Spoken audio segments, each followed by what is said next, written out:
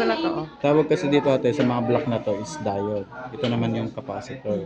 So ito matik na siya pag nakita mo may guhit, yan yung negative. So dito sa tester, ito yung negative which is yung black. Pag iti-test natin siya, ganito to. So dahil negative dito yung base natin and then dito yung positive. So hindi na siya gumagana. Mauna yung positive side. Idikit mo muna yung positive. Okay, nakuha nyo na, Mark. Ayan. Gumagana siya te. Ano?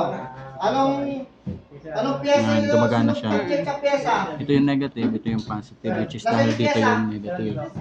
Charis. So yun. Kanina ka pa dyan, ha? Di ka nakapag Ayun siya te. Sa may bago po kaming ginagawa. So okay na siya te. Parehas na? O, kanina sabi nyo LPN.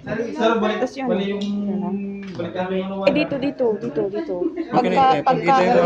Pag ito kasi mga ginagamit natin is mga capacitor yung ito-test natin natin. Ito yung dito sa times 10. Times 10, di ba?